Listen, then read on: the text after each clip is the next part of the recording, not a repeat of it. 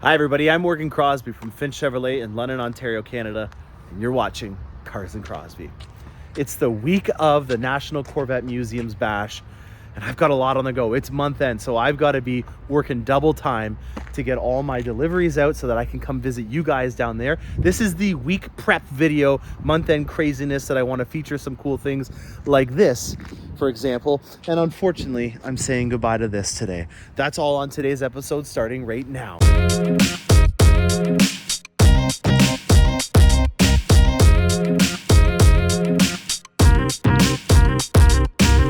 All right, at an ad hoc car meet here, and look what is in front of me.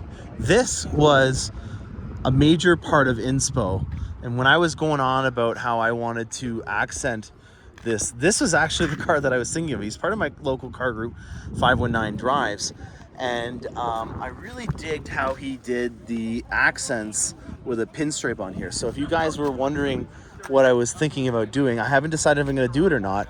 That is exactly why I parked beside it, so I could get a comparison. Now also, if you want to take a note, he's got an adrenaline red interior, and then he also has done the stitching with a dye pen. You can dye the stitching to go from the original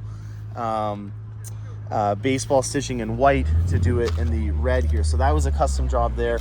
This is what I was talking about here. He's got his original wheels with the canards on there.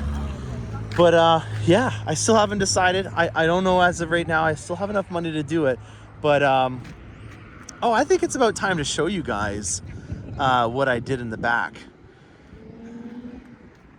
Here it is. Take a look, guys. We'll get you in a better view. I'm going to show you it in the video, all the different stuff. But I kind of dig it. It looks different. It looks fun. Doesn't it kind of give you like a bit of a convertible line when you look at it from this angle right here? I kind of like how we did that with the roof line. I think that this is a natural line that we followed here. You can see that it's in the same kind of stuff that was on my C8 when I did the top on it. Sunset looking pretty nice in that background there. Look at that. Not bad. So again, what we were trying to do here was match the A-pillars, which were already done in black. And then we have obviously black as our secondary color. So keeping along with that theme, that's why I wanted to kind of continue on with this transparent top. So with the transparent top kind of looking like it's black because of it having that UV coating on it. So even though on the outside it looks like that, on the inside it's nothing like that. It kind of looks like I have a black top. So I thought if A-pillars are already done in black, the transparent top is kind of already done in black as well. I might as well continue on with that. And so I wrapped this part right here, as you can see, and then I wrapped all of this using this trim line right here. Now, another thing that I'm on the fence about that I haven't decided if I'm going to do or not is the intakes here. These are easily removable. What you're going to do is you're going to take out the T15s that are here, and then you can take the intakes out here, and I might paint those in black, but I kind of think that it might take away from the lines here. So less is more. That is what I'm doing on this one. And let's go on to another part of the truck. Corvette time. I got the sun shining. I got torch red on torch red in front of me. This here is the most cost-effective Corvette that you can get. It's not mine, but it is something that we can obviously feature and show on the channel.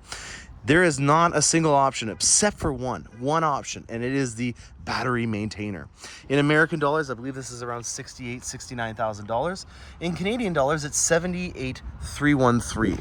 That's what you get for an entry-level Corvette in Canadian dollars, pre-tax, no luxury tax because it's not above the 100G mark.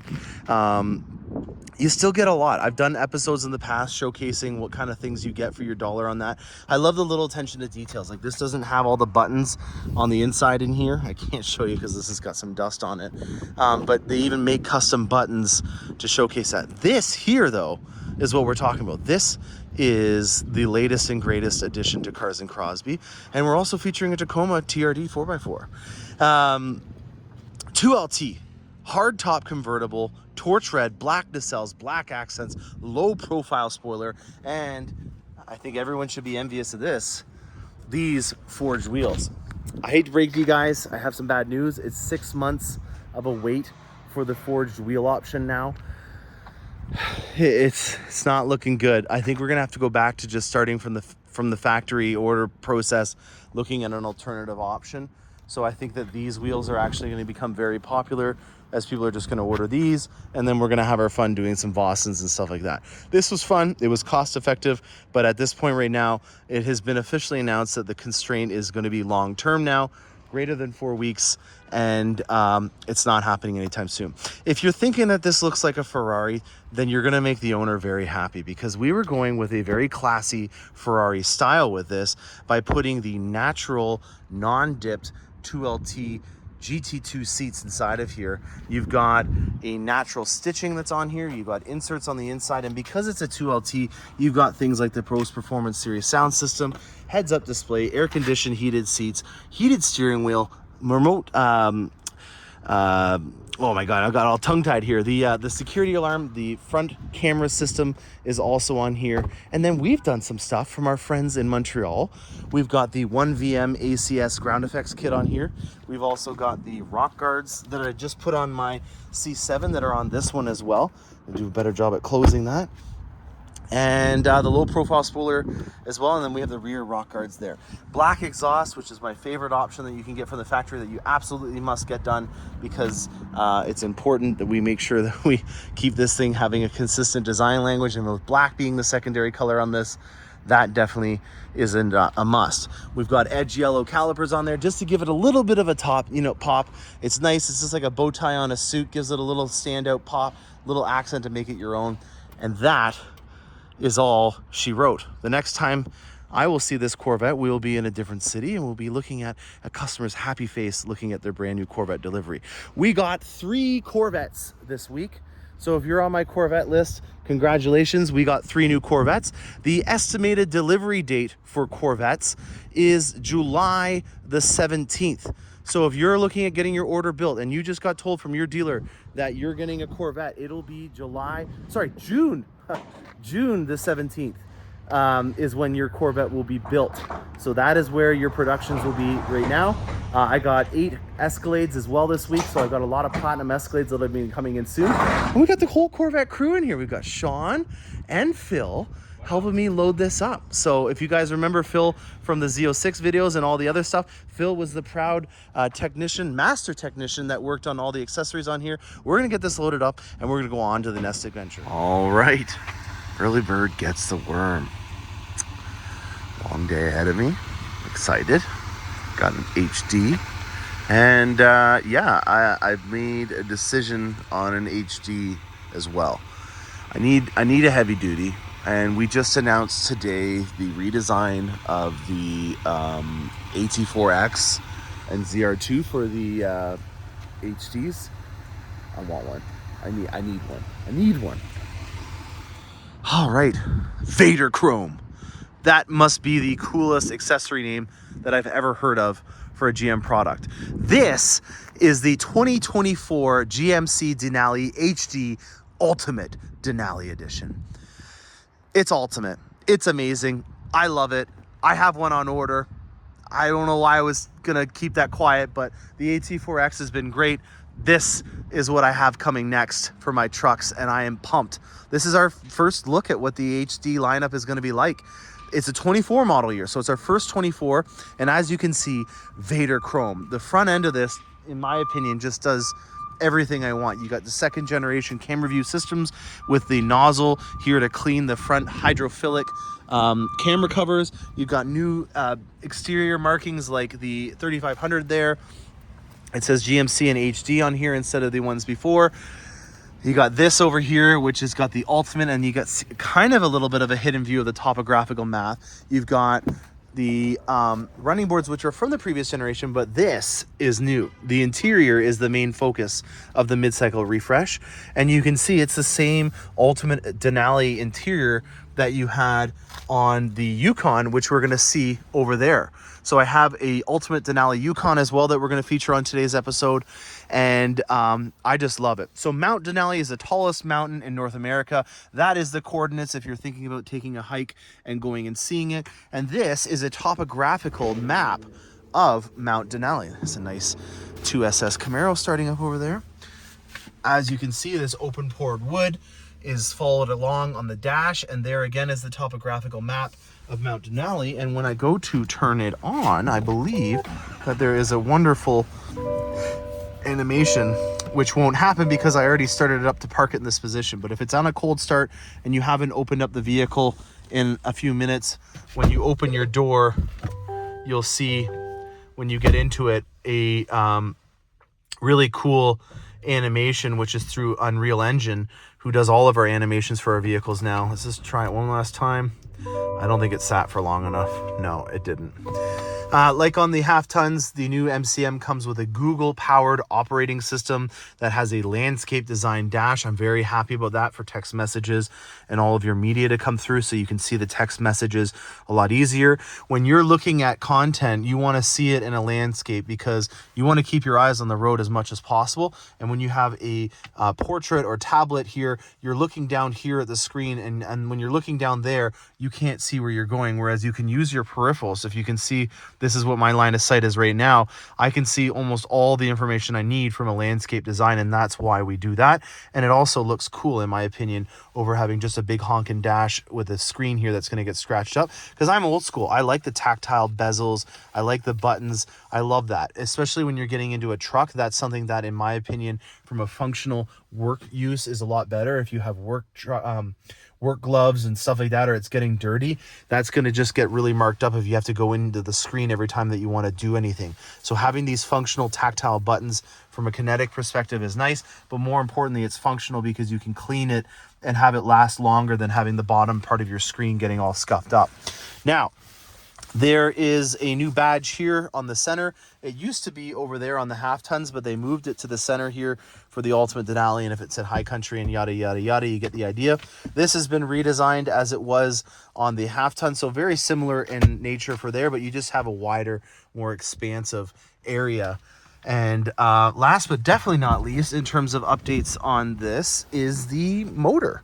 The Duramax has 25% more power.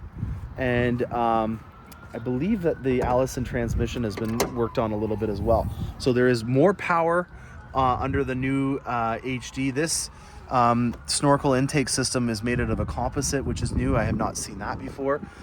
So there is more power out of this, about 25%.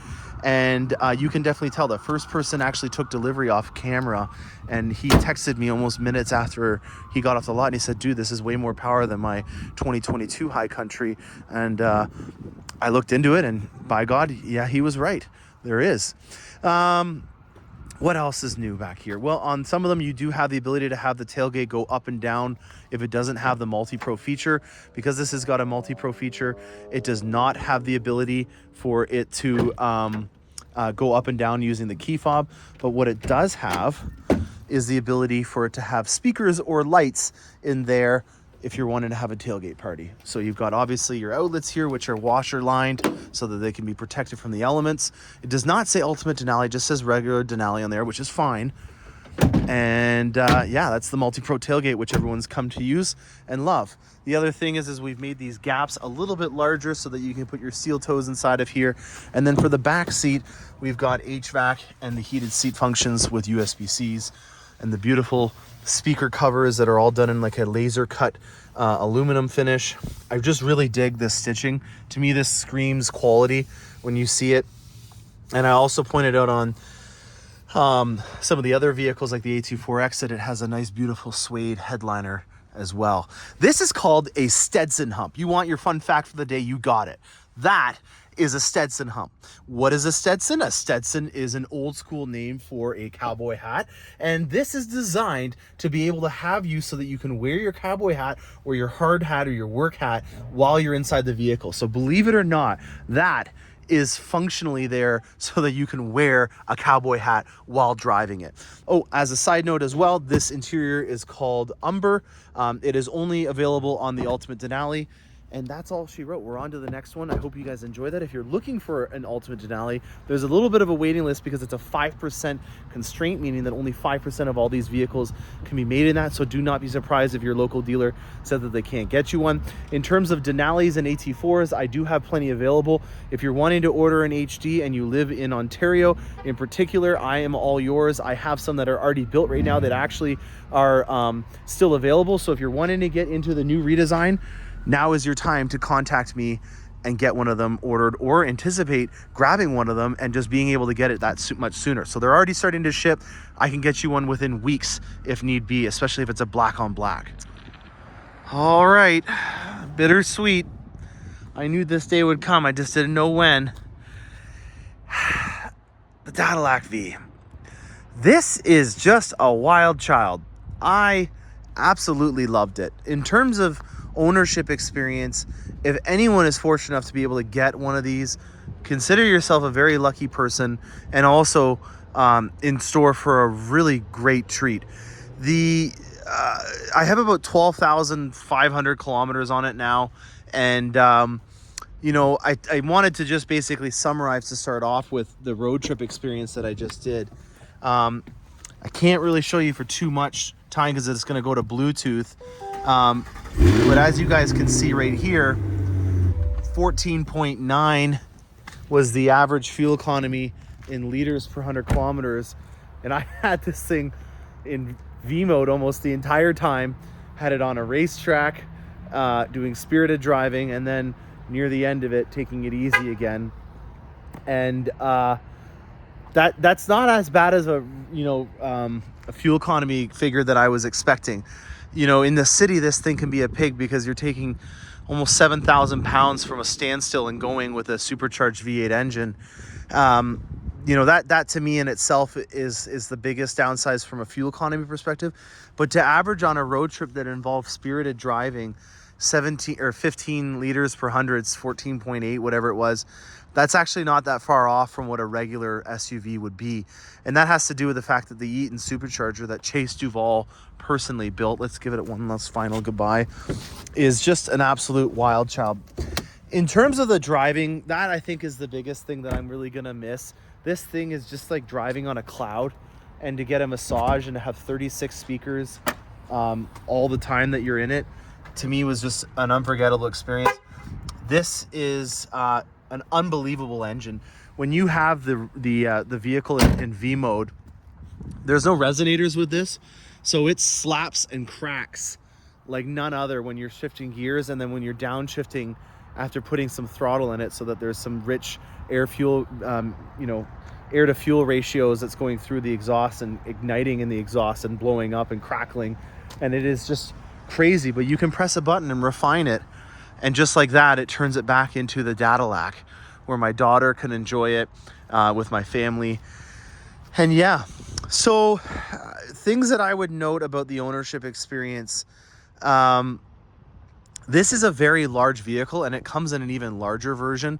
There is an ESV, and even with this, the functionality with the seats and it having an independent rear suspension is really more than enough for most people. If you have two kids, this is going to be a really great setup. You have a third row that has more realistic leg space than in the previous generation. More often than not, I had this with the car seat, this is a second seat, and then this was always down, and that was quite a bit of space that in reality I wasn't ever utilizing. And so that's one of the reasons, again, that I'm not looking at keeping it, because I think a smaller vehicle with me only having one child at this point is going to be fine. I hear a rumbling coming up. This might be a long yeah, we got a long one. Let's do a Escalade V montage train segment here.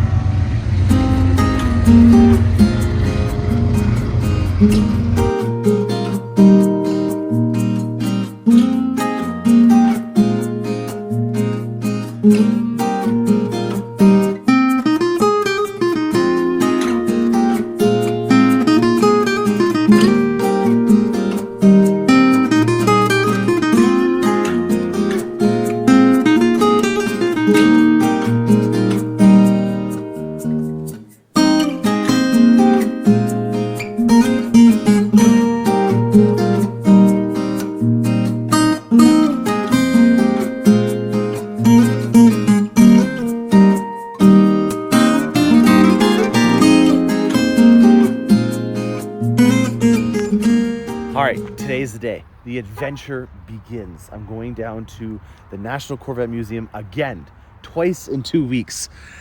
It's Thursday, my daughter's first birthday today. It's a milestone. I have to be there for that. I wish I could, convince everybody to just work around my daughter's first birthday, but no one wanted to respond to that email. I understand. Anyways, I'm going to be driving down right after her first birthday party and trying to make it to Cincinnati tonight so that I can be there bright and early for Friday. Now, the unveiling. Dean, you won. This is Snow White and the 7 gears. I love it. How cool is that for a name? It's a 7-speed transmission. It's white. I was going for something that could kind of play along with that theme. And Dean, congratulations, man. You have officially named this Grand Sport. Now, little fun contest. I'm about to hit 10,000 followers, which I'm very humble and thankful for. I obviously have been telling people about this adventure that I'm doing, and I want to see how many people made it to the end of this episode. If you see me at the National Corvette Museum tomorrow, and you say to me, you come up to me and you say, Snow White in the 7 gears, I'm going to give you a prize.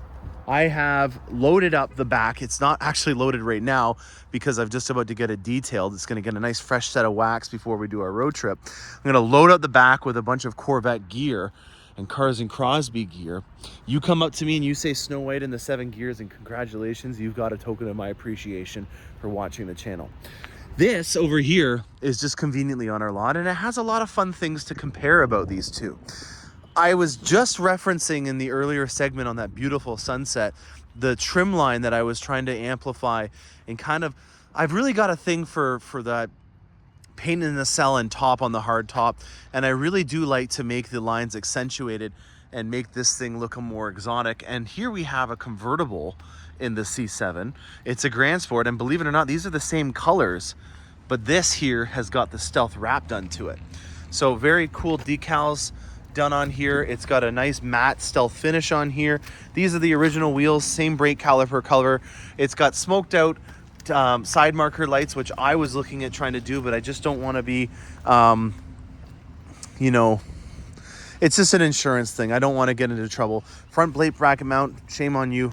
Get that down there in this area. If you're going to wear a front plate bracket, you want to do this one right here over the other one, because what will happen is rocks and sand and all that kind of crud will fall down and then start sandpapering and grinding away at the front bumper here. So he has PPF'd the vehicle, so it's not going to be destroying the paint nearly as much as it would on the other ones. But in my opinion, that one just looks a little bit better if you're going to wear one at all. If you don't want it, guess what? It's really easy to take off. You see these screws right here, these big honking plastic screws?